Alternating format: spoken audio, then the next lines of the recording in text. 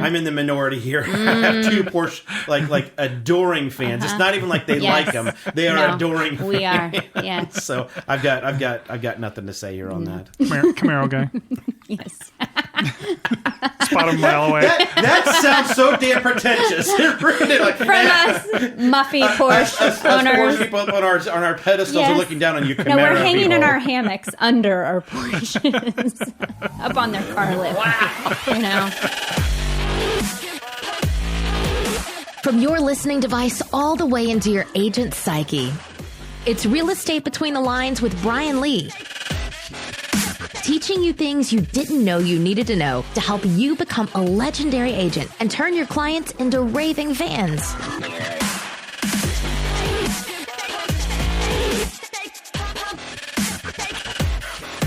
Welcome to Real Estate Between the Lines. I'm your host, Brian Lee. I'm all about helping the real estate industry improve one agent at a time.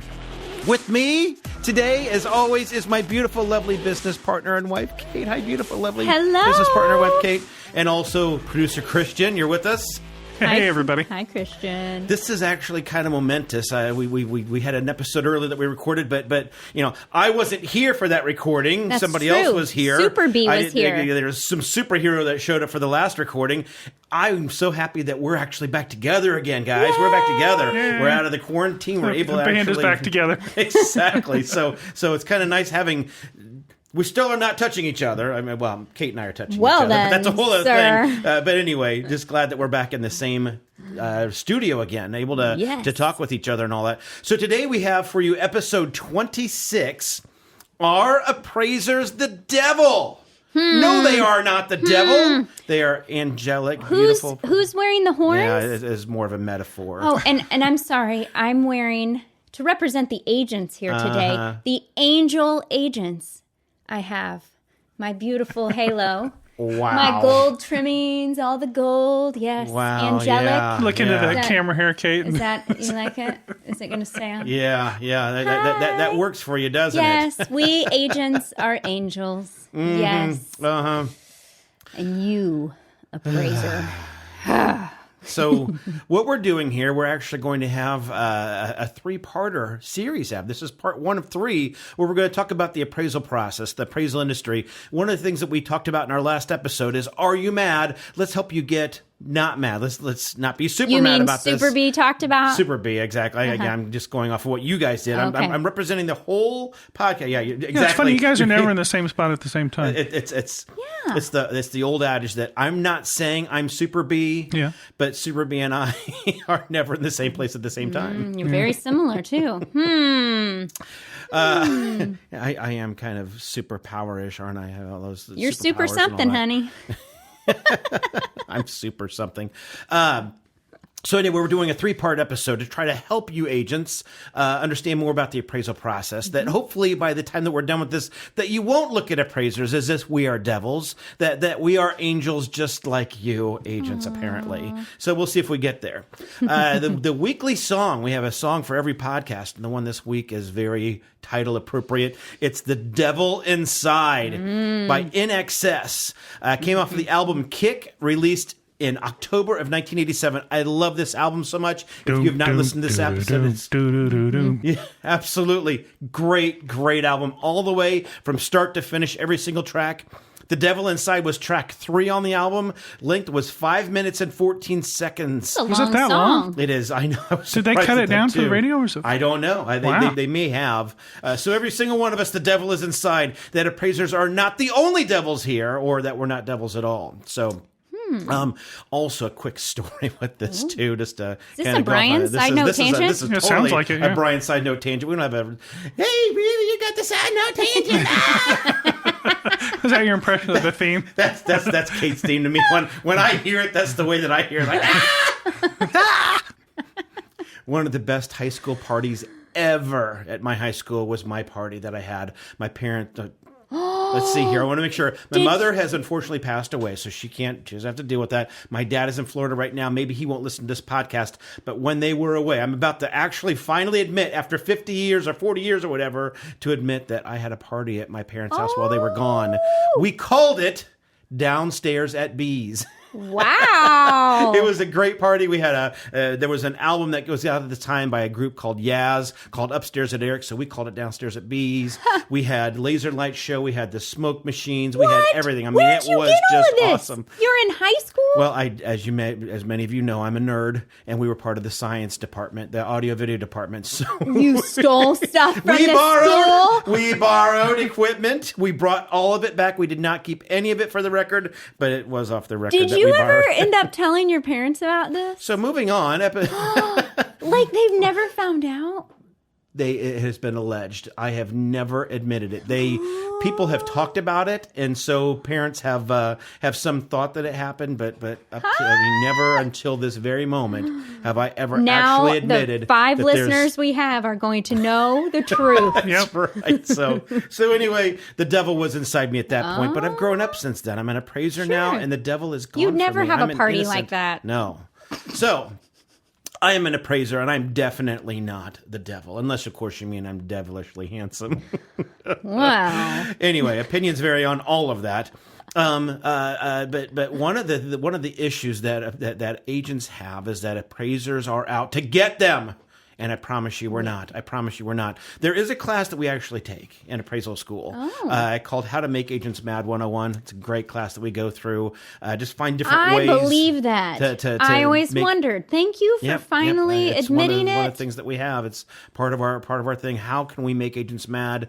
What kind of things can we do? We trade things on social media all the time. Like, Sure. How did you make an agent mad today? You did that. I did that last week. It was so great. And then we just trade ideas. That's how we work. That's not how we work, guys. Come on. We're not that bad. That a lot of what made agents mad about this is a lack of understanding of the processes and the expectations. So, we talked about, or again in the previous episode that you Super guys had, B. the Super B, was that in the real estate industry, there's a lot of pieces, there's a lot of moving pieces that involve a lot of people, like appraisers, inspectors, lenders, titles. And that all of them have a process. Well, appraisers do too. We have rules and concerns. And that's kind of what we wanted to get into in this episode today, was talking about some of those things. So that way, again, you can help understand the process better. And understanding that will help you a little bit in your appraisal issues, both on how to react to them, how to be proactive with them, and just understand the things that you can and can't control. Because there are some things that you can actually take a part of here if you know how to do it properly. And so that's what we're getting into here. Okay. We start off talking briefly about a couple of just technical appraisal rules. First of all is that remembering from your pre-licensing class, hopefully, that you understand that an appraisal is an opinion of value. It's not the value. So you may not like my opinion. I don't like your opinion quite often, angel appraiser or angel agents. You guys have a lot of opinions, and I don't really like them either. But we they're do. still an opinion of value. Yes. So don't forget that. Again, agents have one. Usually dumb opinions because they're not appraisal gods like we are. But again, regardless, again, it is that opinion of value. Also, we work for a client, usually the lender, not the buyer. And that's a big misconception, is that even though the buyer pays for the appraisal most of the time in their application process, the appraisal is for the lender. It is for their underwriting process, that they are judging this property as collateral against a loan that they're willing to give. So before they give the money, they want to make sure that the property is being used as the collateral is worth what it is. Not what you think it is, buyer. What does a general market go with? And I think this is a really important one for us as agents to make sure that we are passing along this information to our client, to whether it's a buyer or a seller, just making sure that they are aware who this appraisal is for. It may affect us, but it is truly for the lender. So making sure the client knows that, I think, will help stop some anger. It does. And again, it's just one of those situations that something that ties into what you were just saying too, is that our opinion of value and the opinion that the lender wants is what the greatest number, or the most number of buyers would get into here. Mm-hmm. So if there was a way to put a number to it, this isn't how it works, but let's say that there were 100 potential buyers for this. You might get 10 on one extreme that would pay a lot of money for it. You might have 10 on the other extreme that wouldn't pay anything for it. And then you'll have 70, 80% of the people that will pay what we would call the market value. That's the number we're getting into. And so in a lot of situations, especially in over the past few years, there have been multiple situations with multiple offers where you'll have a lot of buyers that are going after this property, and they get so desperate they inflate. I hate to use the term inflate, but they really start to push their purchase prices or their numbers quite a bit higher because of their specific set of circumstances. And that's not what value is what is what the most number of buyers are. Now, there's an argument to be said that in multiple offer situations that maybe that is representative, but I always like to point that out because it is not just what your buyer thinks it's worth, not what your specific transaction is. That's a big misconception. It's what the most number of buyers thinks that it is. So you're saying the lender does not care about my buyer's opinion? They don't. It's the golden rule. Those with That's the gold true. make the rules. That is a very good rule. The last thing I want to point out too is that in that same vein, knowing that we have this client that's the lender, is that ultimately my report has to pass the underwriting criteria, that I have to, in effect, quote unquote, sell the report to the underwriter, to the lender, that if they don't believe me, then my report doesn't make any difference, that I can get your number. Agent, you sold this home for $200,000. And I write a report and say, I agree with you. It's worth $200,000, but my appraisal is crap because I don't have comps, because I don't have good data. I don't have good information. So I write the number down. You got the thing that you wanted. And then the underwriter says, yeah, this is a crappy appraisal. It's not credible. I don't believe it. You didn't get your loan, so it doesn't do you any good. So I have to sell this thing. And that's another big piece of that. Absolutely. And I've actually had this happen in an area, part of town that was revitalizing. And so there were homes in the tens of thousands to the 300,000 to 400,000. And it was difficult to find comparables. The appraiser had a value that met our purchase price, but the underwriter did not like the comparables used and threw it out, and we started over. So it's crazy, but that can happen. Absolutely. So again, this is a 3-part series that we're doing. This first one, we're going to talk about all those things, helpful tips in working with the appraiser, some of the rules and regulations that we just mentioned. We're going to talk in part 2 about how to write a CMA, better insight into the appraiser's brain. And then the third piece, we'll get into how to prepare for an appraisal and more successfully challenge an appraisal. So that's what we're looking at today. So it's a big multi-parter. It is. Well, I don't know. Is 3 parts really a big multi-parter? Yeah. I mean, it is for us because we've never had a 3-parter. So is it between the lines or is it between your lines? I don't remember, Cate. I don't remember. Anyway, sorry. To me. You think you're going to convince people that you guys are not the devil and you talk to me like that? It ain't working. I'm just asking questions here. That's what I meant as an appraiser. I'm interested in information. I want the data to help analyze I it. was wrong. Did you hear that, everyone? I was wrong. So some helpful tips to help the agents that are out there. One of the questions that we get quite often is, can you speak to the appraiser? And the answer is yes, you can. There's a good time and a bad time to talk to the appraiser, and it all revolves around a specific event. And that event deals with when the appraisal report is written and when it is transmitted to the client. At that point, that's where it shifts from one to the other. And you mean the lender? The Correct. client, the Yeah, lender. when I say Okay. client, it's the lender. Okay. So the lender will call up to the appraiser and say, Brian, I want you to do this appraisal. We want you to go out to look at 123 Main Street. Give us your opinion of value on that. I get that order. At this point, I'm in the data collection process. So I'm getting information from the lender, what their guidelines, what their requirements are. I'm looking at MLS sheets. I'm looking at comparable data. I'm going to go out and look at the property, take pictures, square footage measurements, and all that. Right now, I'm collecting data. And now is the time that you as the agent want to talk to me because I want data and you have some things. So we'll talk in a future episode on what to include in that. But now is the time that you want to talk to us.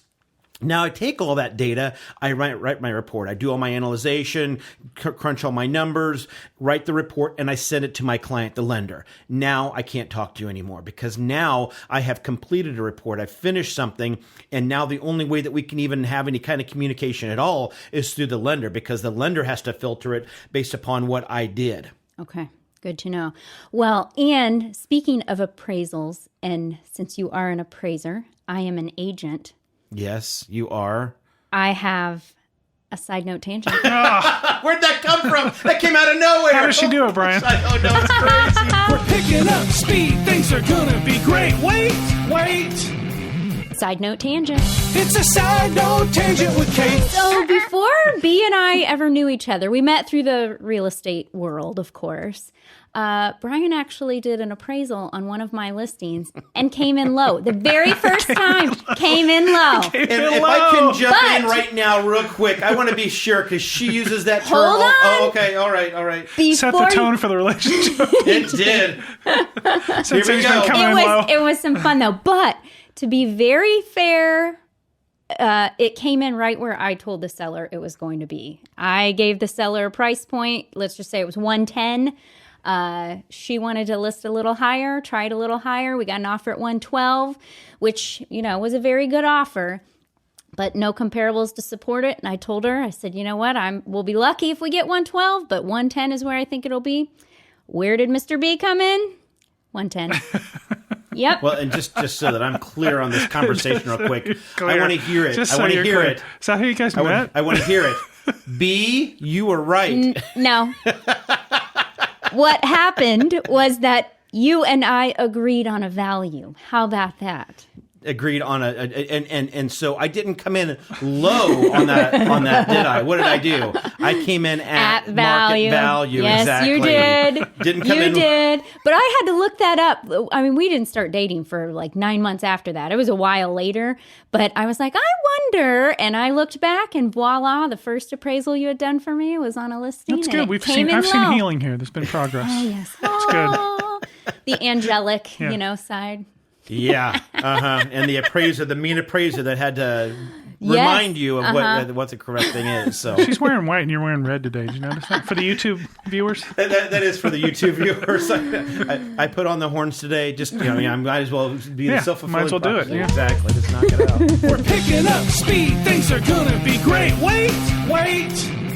Side note tangent. It's a side note tangent with Cate. All right, we'll get back into the topic. Good side note tangent. I'm not sure if that went good or bad for me. Ultimately, we're still together. Aww. Don't act so happy about it, honey. I love you so much.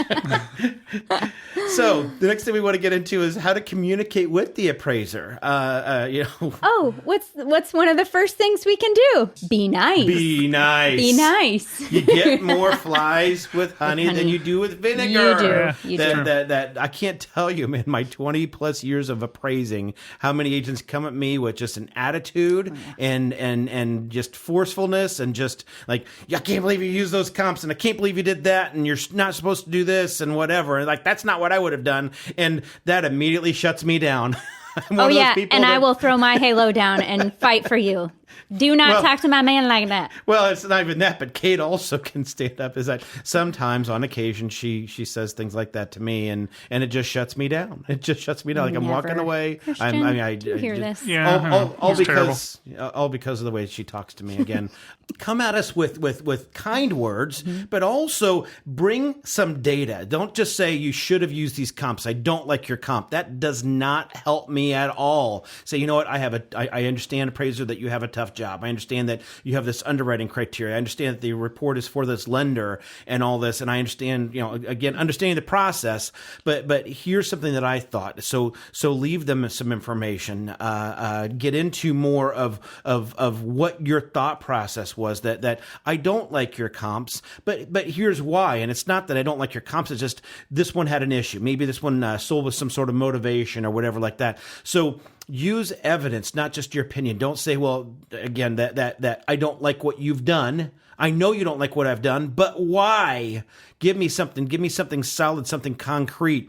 Values are increasing. I hear that all the time. How much, agent? How much is it increasing? The national statistics says it. Shut up. I don't care about what what happened to the flies and honey thing? Where'd that go? They're right out the window. I guess they left through the horns. We are still the devil, okay? Good point. Fine. Change the tone. Well, and I agree with you on, backing that up. In our software systems, in most databases and software systems that we have out there, there are tools that allow you to run statistics. And it's pretty easy to do. You might have to take a little class on it, but it's actually pretty easy to do. So if you can run some stats analysis that, what would you call it? If it's an increasing market or a decreasing market, and you can show that to the appraiser, and again, show it to them before the report is done, much better time to do so. That's an easier way to go about it. Yeah, that's called a trend analysis. Thank It's you. highly That's a sophisticated. big word. I don't know. Trend. Trend. Yeah. Really 5 letters. And I do get the feeling sometimes you're getting dumped on for other things with the deal. You know, like when they dump on the appraiser, you kind of think, really? I mean, like if things aren't going good and Yeah. the customer's Inspection goes difficult, bad. inspection goes Whatever. Yep, bad, yep, and then all of a exactly. sudden you know, appraiser comes in and it's like, you know, he's a third And- party. and that's exactly what my point Sorry. is here, is that we are so sweet and Hey, innocent. Christian. Look, I've been on the customer side. I know how this goes. Oh, we are human too, you know. We are human too. You have feelings? Probably. But in that, you know, Probably. Probably. probably. They're somewhere buried down in there in the appraisal. in our cold black hearts, there is a little bit of glimmer of hope and Humanity, humanity yes. there. That's right. But we miss things too on occasion. Very rarely, as appraisers, we miss things. So maybe you can help us see that. So bring that information to us. Other things to consider too is that a lot of misinformation happens, and sometimes even in the education world, unfortunately, this is something I'm a big advocate of, is trying to help agents understand things better, that there are a lot of things that are put out as a rule that you can't do this. You can't use comps that are more than 3 months old, 6 months old. You can't go out more than a mile on a comparable search. So I hear all these things that are rules, and actually they're not rules. They are what we call a guideline. And what that means is that a guideline is something that we'd like to have. This is the best ideal situation. So when I hear people say, well, appraisers can't do that you're not supposed to do that I can't go back in time, I can't go farther than this, I can't cross county lines. I just took a call yesterday from somebody that was looking at an appraisal down in Owen County and asked, can you go to Morgan County for a comp? And it's like, yes, of course you can. Of course you can, if the situation calls for it. I mean, again, the guideline would be, I do want to stay within Owen County. I do want to stay in the particular area. But you know what? I want to find a good comp for this property. And if it's in Morgan County, that's where I'm going to go. I'm not going to stick with some rule that doesn't even exist that says that I've got to get to there. So, Yeah, you're just finding the best data available. And like you said, it's a guideline, not a rule. correct. Exactly. So be mindful of that. And not that I'm, again, with that whole honey and vinegar comment earlier, that Christian's so adamant of bringing up and reminding me of.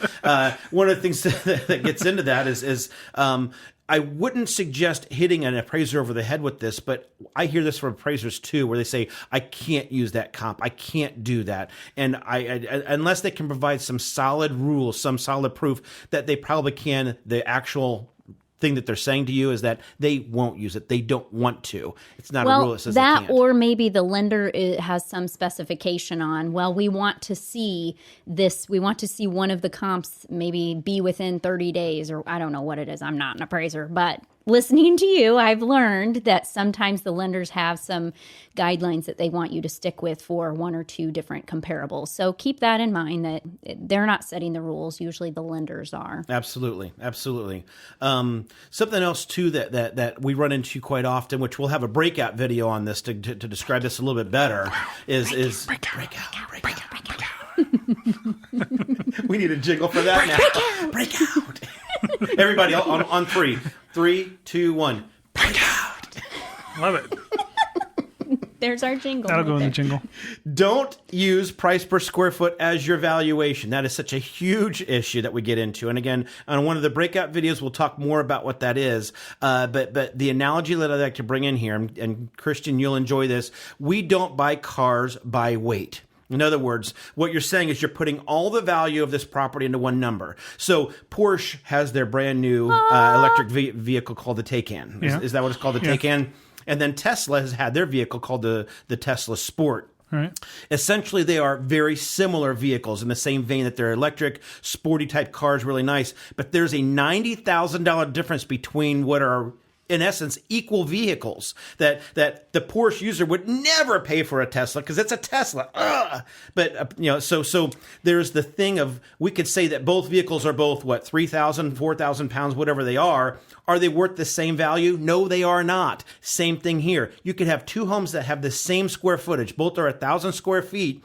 that if you're using price per square foot, but one of the 1,000 square foot homes has a pool and a deck and a pond view and the other one Granite doesn't. and all that, exactly, yeah. all the improvements, it's not going to be correct. You're going to get the wrong number. So that price per square foot is such a horrible method. It's a terrible method to value property. Again, we'll blow that up a little bit more, but that's where we're at with that. Sometimes some of us are willing to pay extra for something we see value in, right, Christian? Yeah, I know. The absolutely. Porsche over the Tesla. Maybe. I'm in the minority here. I have two Porsche like adoring fans. It's not even like they Yes. like them; they are No, adoring. we are. fans. Yes. So I've got nothing to say here on that. Camaro guy.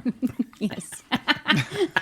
Spot him a mile away. That sounds so damn pretentious. It really, like, From us, Muffy Porsche us poor owners. people up on our pedestals are Yes. looking down on you. No, we're Camaro hanging in people. our hammocks under our Porsches, up on their car lift. Wow. You know, just saying. At producer Christian on Instagram. Just added myself. Sorry, go ahead. Sorry. So finishing up this episode, I always finish with my quote to provide inspiration. I'm feeling really inspired right now. More honey. The quote is, where there is no knowledge, there is no value. If you want value, you must add value tangibly and metaphorically. Get knowledge on this thing. Understand this thing. Again, a few pieces that we put on here. Part 2, we'll get a little bit more into it. Part 3, we'll add more to this. Add value by having knowledge of this thing. That's how you're going to help. If you want to get the numbers that you want, understand the process. Have that knowledge so that way you have the value that you want, and also provide the value to your clients, because ultimately that's what you're working toward. So in closing, appraisers truly aren't the devil. We truly are. We really are saint-like people. We really are. Does that sound convincing at all? I whatever. don't think so. Understanding the appraisal process. That'll rest right on top of those horns. It props it up really a little bit. It makes it look more Got both angelic. in you, right? Yeah, right now it looks more like you have a Greek thing going on. I'm not sure you need I need a toga. halo. That's right. Understanding the appraisal process will help you. It won't guarantee results. Appraisers are humans too, with feelings, huge hearts, and only want the best for world peace. Okay, but we do make mistakes rarely. And so understanding that, knowing when a good time to talk to the appraiser, when a bad time is, make sure you're doing it before the appraisal is written. After is going to be won't get you where you want. Communication, understanding that we must sell that report, that even though we may have your number and get what you want, it still may not go through the underwriting process. So part 2 will come out next week. We're going to talk about how to write an effective CMA and to better prepare for the appraiser when they show up, and all kinds of great suggestions. So that's it for today, guys. We love that you joined us. We welcome your feedback. Please email us for any questions, any concerns. You can reach us at brianseeley.com. Thank you for joining us today. Take care and make your day legendary. You've been listening to Real Estate Between the Lines with Brian Lee. If you'd like to learn more about becoming a legendary agent, be sure to visit us at brianseeley.com and sign up to hear about upcoming workshops and events. Now go out there and turn your clients into raving fans.